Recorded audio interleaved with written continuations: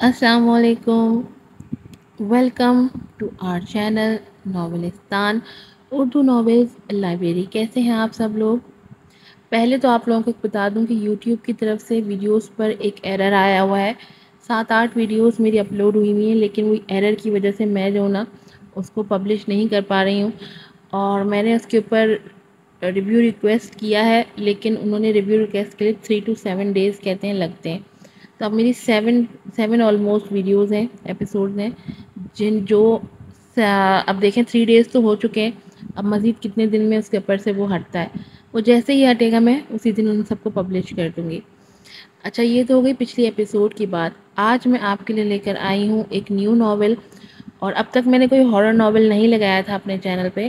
یہ پہلا horror novel ہے جو میں شیئر کر رہی ہوں. یہ ویمپائر بیسڈ ناول ہے اور بڑا یونیک اس کی کہانی ہے، اور یہ ضرور آپ لوگوں کو اچھا لگے گا. تو آج اس کی پہلی ایپیسوڈ ہم شروع کریں گے.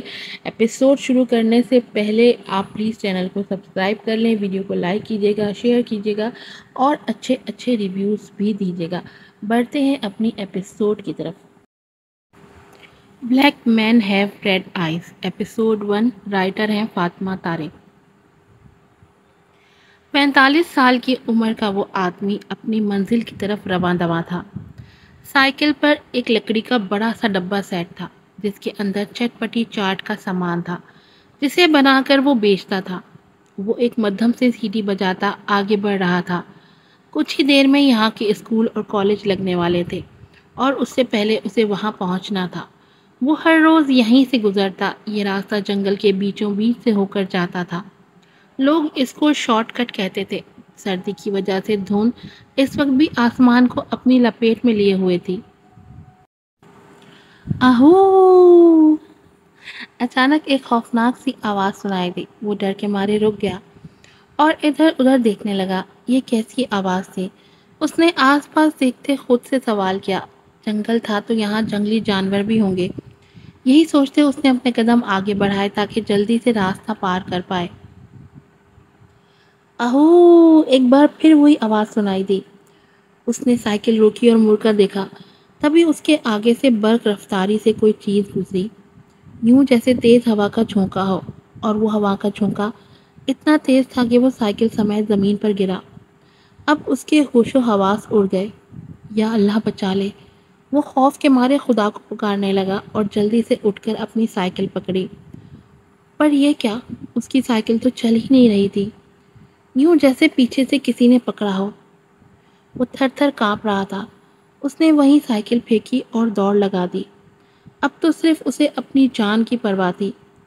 وہ ابھی 20 قدم ہی بھاگا ہوگا کہ اس کے سامنے کالی پینٹ شرٹ اور ساتھ لمبا سا کالا ہی اپرن جو کہ زمین کو چھو رہا تھا، ساتھ سر پر کالی ہی ہیٹ پہنے جس کی وجہ سے چہرہ چھپا ہوا تھا. وہ مکمل کالے کپڑوں میں ملبوس تھا. اس کو دیکھتے ہی وہ آدمی کانپتا ہوا زمین پر بیٹھ گیا. اس کے خوف کی وجہ سے اس کے کالے کپڑے نہیں بلکہ اس کی لال آنکھیں اور اس کے سامنے کے 4 نوکیلے دانت تھے. مجھے چھوڑ دو! وہ اسے اپنی جان کی بھیک مانگ رہا تھا. پر بھلا کوئی خونخوار خون کا بھوکا اپنی خوراک کو چھوڑ سکتا ہے؟ وہ اونچی اونچی آواز میں ہنستا آگے بڑھا اور اس آدمی کو گردن سے پکڑ کر اس کی گردن کو ٹیڑھا کرتے اپنے نوکیلے دانت اس کی گردن میں گاڑے. وہ چیختا چلاتا رہا پر اس نے اس کو تب تک نہ چھوڑا جب تک اس کے خون کا آخری قطرہ تک نہ پی گیا. مزیدار! وہ اس کے بے جان وجود کو زمین پر پھینکتے اپنے ہونٹوں کے کناروں پر لگے خون کو انگلی سے صاف کرتے ہوئے مسکرا کر بولا، اور پھر اگلے ہی لمحے وہ اپنا اپرن گھما کر پلٹا. اس سے پہلے کہ وہ غائب ہوتا اسے درد کی آڑ سے کسی کی آواز آئی. شاید یہاں کوئی تھا. اس نے اسے بھاگتے دیکھا. وہ ایک لڑکی تھی جو بھاگ رہی تھی اور بار بار پیچھے دیکھ رہی تھی. اس نے اس کا چہرہ دیکھ لیا. یقیناً وہ بھی دیکھ چکی تھی. وہ چاہتا تو 1 سیکنڈ کے اندر اسے پکڑ لیتا، پر ابھی وہ ایک انسان کو مار کر ہٹا تھا. اب دوبارہ نہیں اس کا موڈ تھا. وہ کندھے اچکاتا مڑا اور سیکنڈ کے 1000ویں حصے میں وہاں سے غائب ہو گیا. اس کے بھاگنے کی اسپیڈ اتنی تیز تھی کہ وہ پلک جھپکتے ہی غائب ہو جاتا۔ اب یہ کون تھا اور کب سے یہ سب کر رہا تھا، کوئی نہیں جانتا تھا۔ گھنے جنگل کے بیچوں بیچ 10 ایکڑ کے قریب یہ حویلی تعمیر کی گئی تھی۔ حویلی کو چاروں طرف سے لمبے لمبے درختوں نے گھیرا ہوا تھا۔ یہ حویلی تقریباً پچھلے 30 سال سے بند تھی۔ ایک ہفتے پہلے ہی اس کو دوبارہ کھولا گیا اور ایک فیملی یہاں رہنے آئی۔ اس حویلی کے لوگ سیاہ حویلی کے نام سے پکارتے تھے کیونکہ اس کے باہر کالے رنگ سے پینٹ کیا گیا تھا۔ آس پاس تو اس حویلی کے کافی قصے مشہور تھے، جیسے کہ یہ حویلی بھوتیا ہے، یہاں جنات کا بسیرا ہے، دوسری مخلوق رہتی ہے اور بھی نہ جانے کیا کیا۔ حویلی کے اندر قدم رکھیں تو ایک کالے رنگ کا بڑا سا گیٹ ملے گا۔ گیٹ کے ایک طرف نیم پلیٹ لگی تھی جس کے اوپر پاشا حویلی لکھا ہوا تھا۔ حویلی کے اندر داخل ہوں تو بڑا سا لان تھا۔ ایک طرف گیراج بنا ہوا تھا جہاں ان کی گاڑیاں کھڑی تھیں۔ قدم آگے بڑھائیں تو لاؤنج نظر آتا جہاں سامنے اوپری منزل کو 2 طرفہ سیڑھیاں جاتی تھیں۔ اوپر نیچے سے بے شمار کمرے تھے۔ حویلی کے اندر کی ڈیکوریشن اور وہاں پر ایک ایک سامان قیمتی تھا۔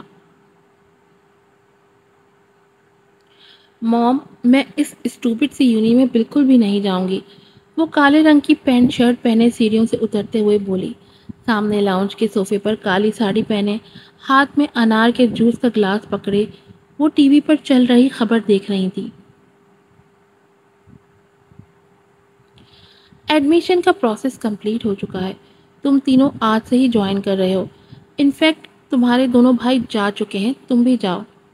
وہ ٹی وی سے نظر ہٹا کر اسے دیکھتے ہوئے بولی۔ اوہ، تو صبح صبح یہ کارنامہ ہوا ہے، واو فائن، میں بھی جاتی ہوں۔ وہ بھی ٹی وی پر چلتی خبر کو دیکھتے طنزیہ انداز میں بولی اور باہر کی طرف بڑھی۔ دونوں بھائیوں کو کہنا کہ ان کے ڈیڈ کافی غصہ ہیں، رات کو تم تینوں وقت پر آ جانا، میٹنگ ہوگی۔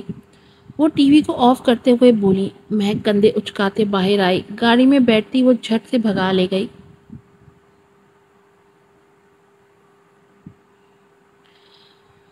پاپا ریلیکس، جب ایڈمیشن ہو گیا ہے باقی سب بھی ہو جائے گا، آپ بالکل بھی فکر مت کریں۔ پنک شلوار قمیض پہنے، سر پر ہم رنگ دوپٹہ لیے وہ مکمل تیار کھڑی تھی۔ آج اس کا یونی میں پہلا دن تھا۔ تم فکر مت کرنا، میں تمہارا لیپ ٹاپ اور باقی چیزیں جلدی خرید لوں گا، دل لگا کر پڑھائی کرنا۔ حامد صاحب اس کے سر پر پیار کرتے ہوئے بولے۔ وہ ہلکا سا مسکرائے، مسکراتے ہوئے گالوں پر پڑے ڈمپل واضح ہوئے۔ تبھی باہر سے ہارن کی آواز آئی۔ پاپا، ماما مسکان آ گئی، مجھے دیر ہو رہی ہے۔ وہ جلدی سے بیگ کندھے پر ڈالتے دونوں سے ملتی گیٹ سے باہر نکلی جہاں گاڑی میں مسکان اور سیرت کب سے اس کا انتظار کر رہی تھی۔ وہ بھاگ کر اس کی گاڑی میں بیٹھی۔ اتنی دیر لگا دی؟ مسکان لپسٹک لگاتے ہوئے بولی۔ سیرت چپ سی کھڑکی سے باہر دیکھ رہی تھی۔ سوری گائز، بس ناشتہ کرنے میں دیر ہو گئی، وہ اپنا دوپٹہ صحیح کرتے ہوئے بولی۔ مسکان نے گاڑی چلا دی۔ وہ تینوں بچپن سے ایک ہی اسکول اور کالج میں پڑھی تھی۔ بی ایس سی کے بعد انہوں نے ایم ایس سی کرنے کے لیے بھی ایک ہی یونی میں ایڈمیشن لیا۔ فکر مت کریں، سب ہو جائے گا، نازلی بیگم حامد صاحب کے پاس بیٹھتے ہوئے بولے۔ مجھے اس چیز کی فکر نہیں، فکر ہے تو اس بات کی کہ جلد ہی ہمیں اسے سچ بتانا پڑے گا۔ اب مزید ہم اس سے چھپا نہیں سکتے۔ اس کو ماضی کی ساری چیزیں معلوم ہونی چاہیے، جلد ہی اس کی زندگی بدل جائے گی۔ پتہ نہیں ہم مزید کب تک اس کی حفاظت کرتے رہیں گے۔ اب تو ان ہڈیوں میں بھی جان باقی نہیں رہی، ہم کیسے مزید اسے چھپائیں گے؟ اسے اتنا طاقتور ہونا پڑے گا وہ سب سے اکیلے مقابلہ کر پائے۔ حامد صاحب پریشان لہجے میں بولے۔ آج کل ان کے دماغ میں بس یہی سب گھومتا تھا۔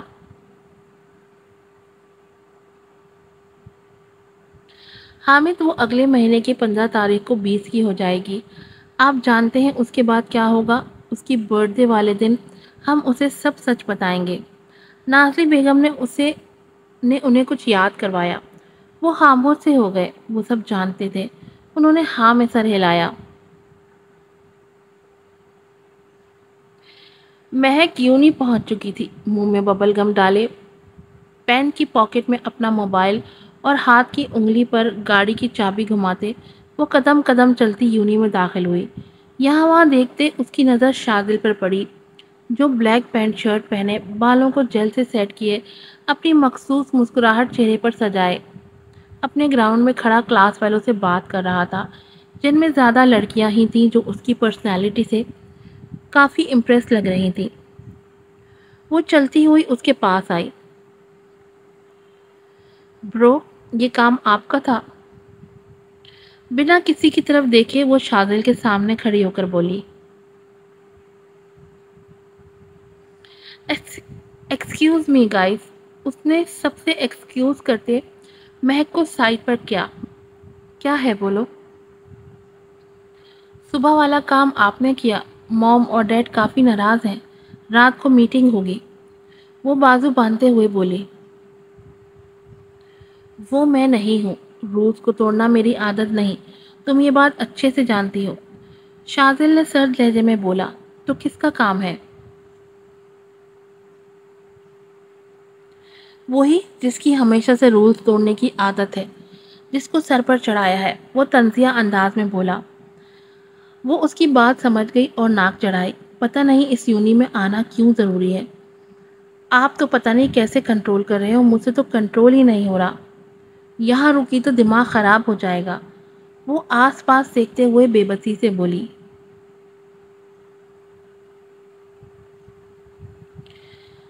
یہی تو امتحان ہے اور تم جا نہیں سکتی۔ رول نمبر 2 یاد نہیں؟ بات نہ پانی تو پنشمنٹ پاؤ گی۔ چلو تمہاری کلاس ڈھونڈتے ہیں۔ وہ اس کو لیے اس کے ڈپارٹمنٹ کی طرف پڑھا اور وہ دل پر پتھر رکھ کر اس کے پیچھے چل دی۔ ایک ہیوی بائک تیزی سے یونی کے گیٹ کے پارکنگ ایریا میں آ کر رکی۔ ایک لڑکا اس بائک سے اترا۔ وہ بلیک پینٹ کے اوپر بلیک ہی ہوڈی پہنے تھا۔ سر پر ہوڈی کی کیپ تھی جس سے اس کا آدھا چہرہ ڈھکا ہوا تھا۔ وہ کندھے پر ایک بیگ لٹکائے ہوئے آگے بڑھ رہا تھا۔ تیز تیز چلتا وہ اپنے ڈپارٹمنٹ کی طرف بڑھا۔ کوریڈور میں رک کر اس نے سامنے ایک لائن میں بنے کمروں کو دیکھا جن کے باہر کلاس کا نام لکھا تھا۔ وہ اپنی کلاس میں داخل ہوا۔ مکمل کلاس بھری ہوئی تھی۔ داخل ہوتے ہی وہ بنا کسی کی طرف دیکھے سب سے پیچھے جا کر بیٹھ گیا۔ وہ کرسی پر ڈھیلا سا ہو کر بیٹھ گیا۔ شکر ہے لیٹ نہیں ہوئے۔ کلاس کی ڈور سے 3 لڑکیاں اندر داخل ہوئیں۔ آج پہلا دن ہے، لیٹ ہو جاتے تو کتنی امبیرسمنٹ ہوتی۔ سجل ہاتھ میں پکڑی پانی کی بوتل سے گھونٹ بھرتے ہوئے بولی۔ مسکان 2 رو چھوڑ کر تیسری رو میں بیٹھ گئی۔ سجل آگے بڑھنے لگی پر سیرت کو وہیں کھڑا پا کر وہ مڑی، جس کے چہرے سے خوف جھلک رہا تھا۔ اس کی سانسیں تیز ہو رہی تھیں، ہاتھ کپکپا رہے تھے۔ اس نے ہاتھ میں پکڑے رجسٹر کو زور سے پھینچا۔ ماتھے پر ہلکا ہلکا سا پسینہ بھی آ رہا تھا۔ پاؤں جیسے چلنے سے انکاری تھے۔ سیرت کیا ہوا، چلو؟ سجل نے اس کے کندھے پر ہاتھ رکھتے اسے اپنی طرف متوجہ کرنا چاہا اور وہ وہی کمرے کے آخری کونے کو دیکھے جا رہی تھی۔ وہاں کوئی بیٹھا اسے ہونٹوں پر انگلی رکھے چپ رہنے کا اشارہ کر رہا تھا۔ سجل، وہ ابھی وہ کچھ بولتی اس سے پہلے اس کو اس کی آنکھیں لال ہوتی محسوس ہوئیں، گہری لال، ایک دم خوفناک سی۔ یا اللہ! وہ ایک دم اللہ کو پکارتی مڑ گئی اور گہرے گہرے سانس لینے لگی۔ کیا ہوا یار؟ سجل اب پریشان ہو گئی۔ اس نے پوری کلاس کو ایک دفعہ دیکھا، کچھ دیر وہ ویسے ہی رہی، پھر خود پر قابو پایا اور چہرہ جھکائے مسکان کے برابر آ کر بیٹھ گئی۔ سجل نے اسے پانی پلایا اور اپنی جگہ پر بیٹھی۔ ٹیچر کلاس میں داخل ہوئے، ان کا انٹروڈکشن لیا اور لیکچر دینے لگے۔ سجل جو کب سے سیرت کے اس رویے کے بارے میں سوچ رہی تھی، اب اس نے ایک دفعہ پلٹ کر کمرے کے آخری کونے کو دیکھا۔ وہاں بیٹھا وہ لڑکا جو سامنے وائٹ بورڈ کو دیکھ رہا تھا، اس کی ہوڈی اب اتر چکی تھی۔ بال ماتھے پر پھیلے ہوئے تھے۔ خود پر کسی کی نظروں کی تپش پا کر اس نے بھی نظریں اٹھائیں۔ دونوں کی نظریں آپس میں ملی۔ سجل کو اس کی نیلی آنکھوں میں انتہائی سرد پن محسوس ہوا۔ ایک خوفناک سی لہر اسے اپنے آس پاس محسوس ہوئی۔ اس نے فوراً چہرہ موڑ لیا، پر اپنے والد اوپر کافی دیر نظروں کی تپش محسوس کرتی رہی۔ وہ سارا دن لیکچر لینے میں مصروف رہی۔ لاسٹ لیکچر خالی تھا۔ سیرت تو سارا دن غائب دماغ ہی رہی۔ لاسٹ لیکچر میں وہ سب گارڈن میں آ گئیں، تبھی سیرت کے موبائل پر ایک میسج آیا۔ وہ 5 منٹ کا بول کر واش روم ایریا کی طرف گئی۔ سجل اور مسکان کھڑی اس کا انتظار کرنے لگی۔ جب سجل کی نظر سیرت پر پڑی، وہ اسی لڑکے سے بات کر رہی تھی۔ وہ کچھ بول رہا تھا اور سیرت کے چہرے سے خوف واضح تھا۔ سجل ان کی طرف بڑھنے لگی۔ جب سیرت وہاں سے چلی گئی، وہ وہیں رک گئی اور وہ لڑکا ایک نظر سجل کو دیکھتے چہرے پر ہوڈی ڈالے سیڑھیوں کی طرف بڑھ گیا۔ یہ سیرت کہاں رہ گئی؟ 5 منٹ کا بول کر گئی تھی، 1 گھنٹہ ہو گیا۔ سجل کلائی پر بندھی واچ سے ٹائم دیکھتے ہوئے پاس کھڑی مسکان سے بولی، جو سیرت کا نمبر ملا رہی تھی۔ پتہ نہیں آدھا گھنٹہ ہو گیا، سیرت فون بھی نہیں اٹھا رہی، چلو اندر چل کر دیکھتے ہیں۔ مسکان اسے لیے اپنے ڈپارٹمنٹ کی طرف بڑھی۔ پورا کوریڈور تقریباً خالی تھا۔ وہ دونوں کلاس روم کی طرف بڑھ گئیں، وہاں کچھ اسٹوڈنٹ بیٹھے ہوئے تھے۔ گائز، کیا تم لوگوں نے اس کو دیکھا ہے؟ سجل آگے بڑھی، موبائل سے سیرت کی تصویریں نکال کر شاذل اور مہک کو دکھائی۔ ایک لڑکی کی آواز سن کر انہوں نے چہرہ اوپر کیا، ایک نظر سجل کو دیکھا اور دوسری نظر موبائل پر سیرت کی تصویر پر ڈالی۔ بنا جواب دیے دوبارہ اپنے موبائل میں لگ گئے۔ سجل اور مسکان نے حیرت سے ایک دوسرے کو دیکھا۔ انہیں دونوں پر بے حد غصہ آیا۔ کیا تم لوگوں نے اسے دیکھا؟ سجل اب باقی اسٹوڈنٹ کی طرف بڑھی۔ انہوں نے نفی میں سر ہلایا۔ دونوں کمرے سے باہر نکلی اور اسے باقی رومز میں ڈھونڈنے لگیں۔ حد ہے، کہاں ہو سیرت؟ سجل اب حقیقت میں پریشان ہو گئی۔ وہ اسے یونی کے ہر کونے میں ڈھونڈ رہی تھی۔ یونی اتنی بڑی تھی، وہ 1 گھنٹہ اسے ڈھونڈتی رہی۔ سجل، سیرت کی مما کی کتنی کالز آ چکی ہیں، میں ریسیو نہیں کر رہی، اب انہیں بتا دینا چاہیے۔ مسکان نے کہتے ہی بنا سجل کی بات سنے کال اٹھا لی اور سیرت کی مما کو سب بتانے لگی۔ وہ دونوں اس وقت گارڈن میں تھی۔ سجل دعا کر رہی تھی وہ جلدی مل جائے اور ادھر ادھر دیکھ رہی تھی کہیں اس کا چہرہ نظر آ جائے۔ اگلے آدھے گھنٹے میں اس کی مما آ گئی۔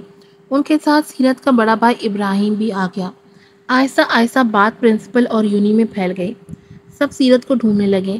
یہاں وہاں سب پریشان سے اسے ڈھونڈتے رہے تھے۔ اف، سیرت کہاں ہو؟ مسکان اب رو رہی تھی۔ وہ سجل کے ساتھ گارڈن میں آئی۔ یہ کون ہے؟ تبھی کافی اسٹوڈنٹس کی آوازیں گونجی۔ سبھی نے اوپر کی طرف دیکھا۔ اس عمارت کے 5 فلور تھے۔ سب سے اوپر چھت پر بنی دیوار پر ایک آدمی کھڑا تھا۔ اس نے ایک ہاتھ سے کسی کو اٹھایا ہوا تھا۔ اپنے آپ کو اس نے کالے رنگ کے لباس اور ایک بڑے سے ایپرن میں کور کیا ہوا تھا اور چہرے پر ایک بلیک ماسک پہنا ہوا تھا جس سے بس آنکھیں اور ہونٹ نظر آ رہے تھے۔ اس نے نیچے سب کو دیکھا جن کے چہرے پر خوف واضح تھا۔ اسی خوف کو وہ دیکھنا چاہتا تھا۔ ان خوف سے تمتماتے چہروں کو دیکھتے اس کے ہونٹ مسکرائے اور اسی مسکراہٹ کے ساتھ اس نے ہاتھ میں پکڑے اس انسان کو زمین کی طرف پھینکا۔ تیز رفتاری سے وہ وجود زمین کی طرف آیا۔ جیسے ہی اس نے اس وجود کو چھوڑا، اس کی چیخیں فضا میں پھیلی۔ کچھ ہی سیکنڈ میں وہ وجود زمین پر آ گرا۔ سبھی ایک دم پیچھے ہٹے۔ اس کے سر سے خون نکلتے ہوئے زمین پر پھیلنے لگا۔ اس کا لباس جگہ جگہ سے پھٹا ہوا تھا۔ اس کے کپڑے دیکھ کر سجل اور مسکان کی ہمت ہی نہ ہوئی اس تک جانے کو۔ وہ سوچ رہی تھی اگر وہ سچ ہوا تو۔ تبھی کچھ ٹیچرز نے آگے بڑھ کر اسے سیدھا کیا۔